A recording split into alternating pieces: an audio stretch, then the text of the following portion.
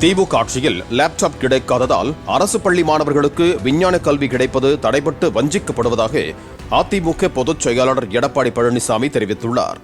சென்னை ராயப்பேட்டை எம்ஜிஆர் மாளிகையில் அனைவருக்கும் AI அம்மாஸ் initiative என்ற தலைப்பில் அதிமுக ஆட்சிக்கால லேப்டாப் திட்ட பயனாளிகளோடு எடப்பாடி பழனிசாமி கலந்துரையாடினார்.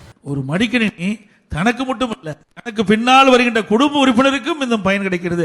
அப்படிப்பட்ட திட்டத்தை உருவாக்கிய அரசாங்கம் அதிமுக அரசாங்கம், மாண்புமிகு அம்மா அவர்கள். கலந்துரையாடலை தொடர்ந்து இபிஎஸ் வெளியிட்ட அறிக்கையில், அதிமுக ஆட்சியில் வழங்கப்பட்டு வந்த லேப்டாப் 4.5 ஆண்டுகளாக வழங்கப்படாமல் தேர்தல் வரப்போகிறது என தெரிந்ததும் ஒரு நாடகத்தை முதலமைச்சர் அரங்கேற்றி வருவதாக தெரிவித்துள்ளார்.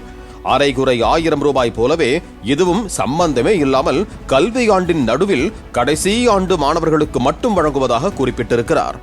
வளர்ந்து வரும் ஏஐ தொழில்நுட்பத்தை தகவமைத்துக் கொள்ளும் அளவிற்கு இந்த லேப்டாப்புகளின் தரம் இல்லை என்றும் இபிஎஸ் விமர்சித்திருக்கிறார். பிளே ஸ்டோர் மற்றும் ஆப் ஸ்டோரில் இருந்து பாலிமர் செயலியை QR கோடு மூலம் பதிவிறக்கம் செய்யுங்கள். செய்திகளை உடனுக்குடன் பெறுங்கள்.